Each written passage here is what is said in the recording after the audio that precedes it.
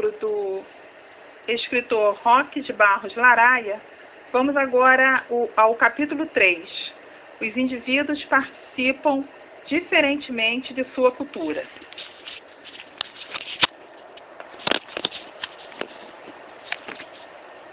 Bom, neste capítulo 3, vamos falar sobre a participação do indivíduo. Vamos começar a leitura. Capítulo 3.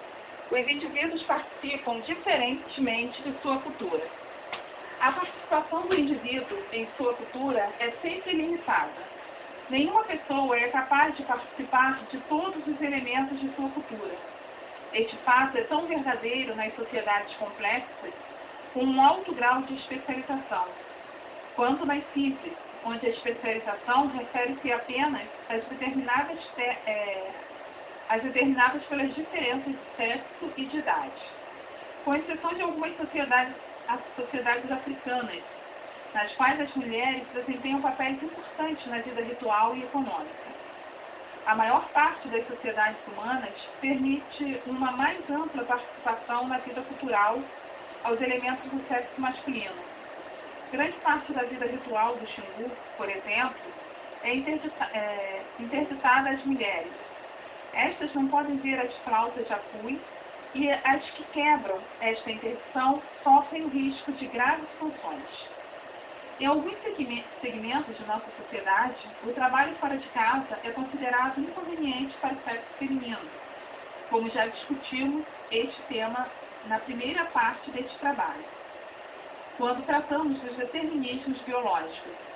Vamos nos limitar a uma discussão mais ampla das restrições decorrentes das categorias etárias. É óbvio que a participação de um indivíduo em uma cultura depende de sua idade, mas é necessário saber que esta afirmação permite dois tipos de explicações, uma de ordem cronológica e outra estritamente cultural. Existem limitações que são objetivamente determinadas pela idade. Uma criança não está apta para exercer certas atividades próprias de adultos, da mesma forma que um velho já não é capaz de realizar algumas tarefas. Estes impedimentos decorrem geralmente da incapacidade do desempenho de funções que dependem da força física ou agilidade, como as referentes à guerra, à caça e etc. Entre outras funções, podemos incluir as que dependem do acúmulo de uma experiência obtida através de muitos anos de preparação.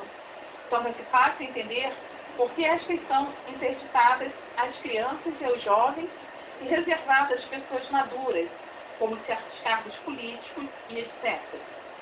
No primeiro tipo de impedimento etário, as razões parecem ser bastante evidentes, o que não ocorre com o segundo tipo, quando tratamos das reações determinadas culturalmente.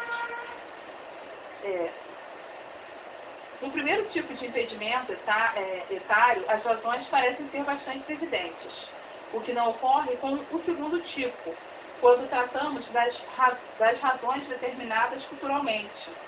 Porque um jovem aos 18 anos pode votar, ter um emprego, ir à guerra, se não pode casar, manipular os seus bens financeiros antes dos 21 anos, sem autorização paterna?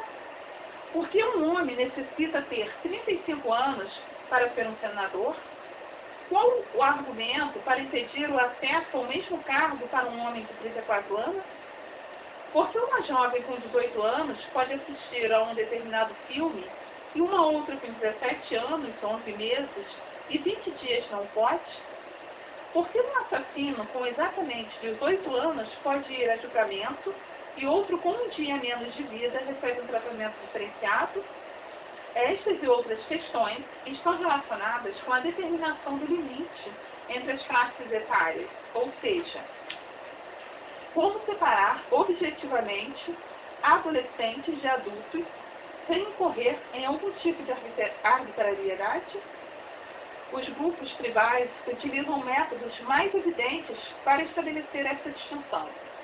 Uma moça é considerada adulta logo após a primeira menstruação, podendo podendo, a seguir, exercer plenamente todos os papéis femininos. Em contrapartida, pode-se afirmar que é evidente que uma jovem de 12 ou 13 anos não está ainda adequadamente socializada para exercer esses papéis numa sociedade complexa. Mas mesmo numa sociedade simples e a determinação idêntica para um jovem do sexo masculino não parece ser tão fácil. Provavelmente depende do desempenho individual dos candidatos a um novo status.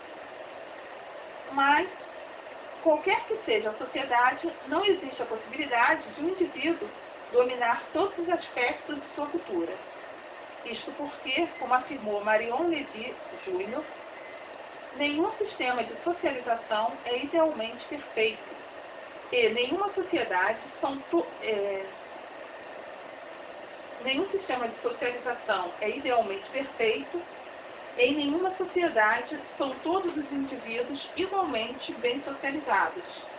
E ninguém é perfeitamente socializado. O indivíduo não pode ser igualmente familiarizado com todos os aspectos de sua sociedade. Pelo contrário, ele pode permanecer completamente ignorante a respeito de alguns aspectos.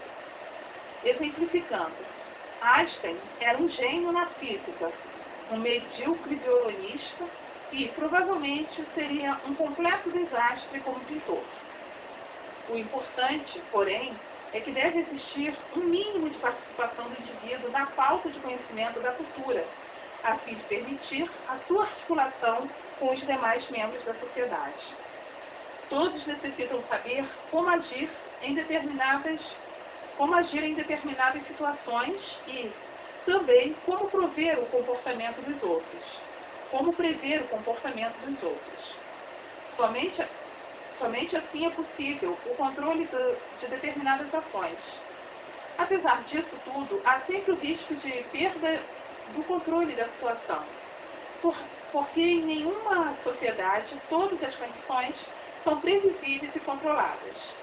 De fato, os indivíduos podem perder o controle da situação, embora na maioria dos casos isto não seja verdadeiro. E não o é porque o conhecimento mínimo referido abrange um certo número de padrões de comportamento que são regulares e, portanto, permitem a previsão. Todos os membros de nossa sociedade sabem que uma forma cortês de solicitar algum tipo de favor é a de preceder o pedido com a expressão "por favor".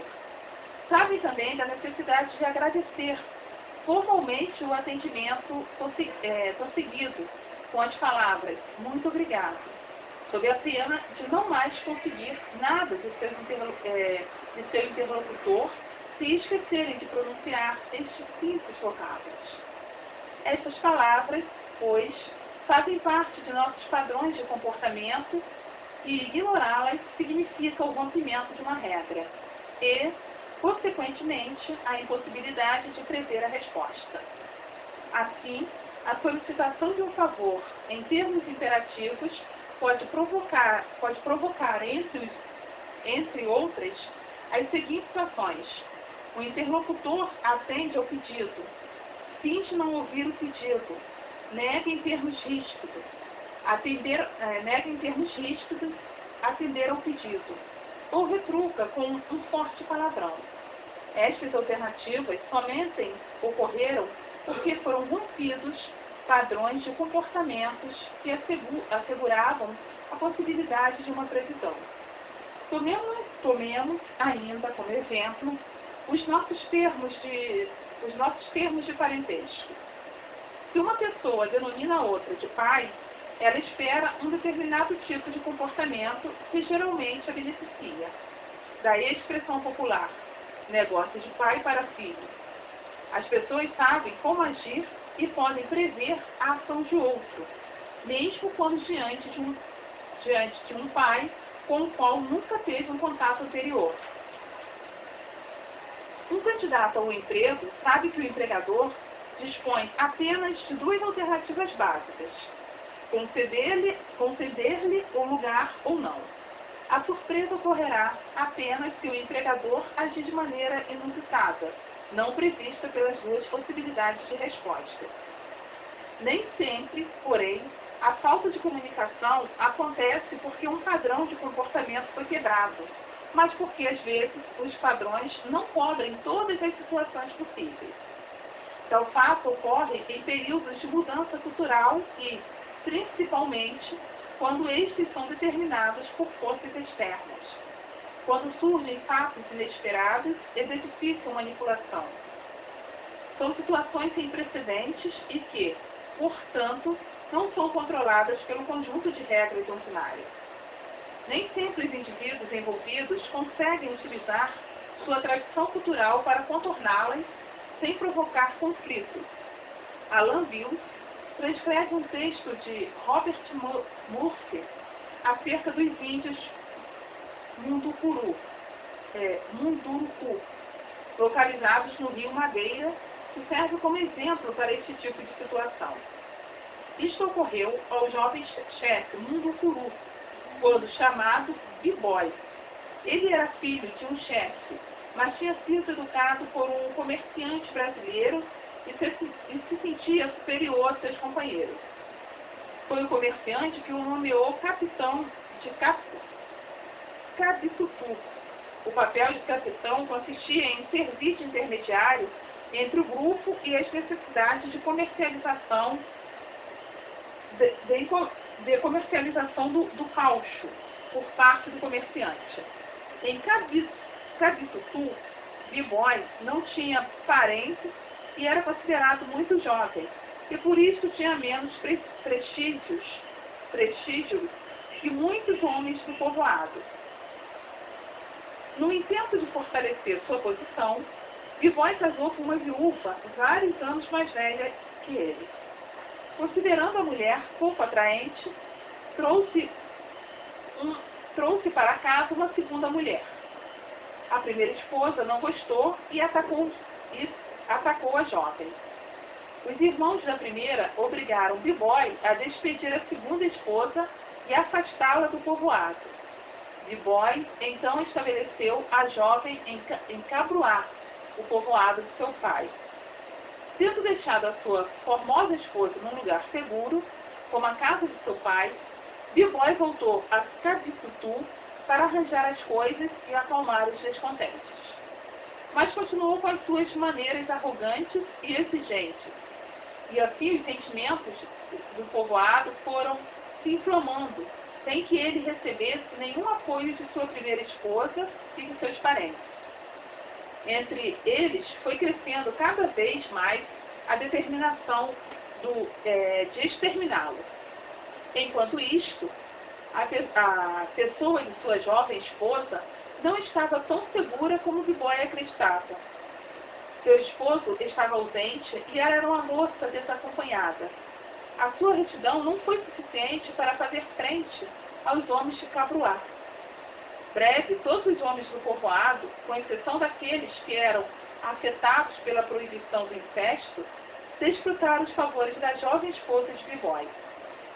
O equilíbrio do poder e da moral favorecida os oponentes de B-Boy e o esforço dos que o apoiavam tornou-se cada vez mais difícil em virtude do fato de que B-Boy havia quase deixado de ser uma pessoa social. As regras já não se aplicavam a ele. Nós mesmos deixamos o lugar antes de que caísse o pano deste pequeno drama social. Mas já se podia prever a conclusão. Esta se tornou mais evidente após a nossa saída, quando Caetano caiu de uma palmeira e ficou gravemente ferido durante vários dias. Sabendo que o povo de Cabitutu lhes daria a morte, tão logo soubesse do falecimento de seu pai, B-Boy voltou imediatamente a Cabruá e ali permaneceu até que o ancião conseguisse recuperar.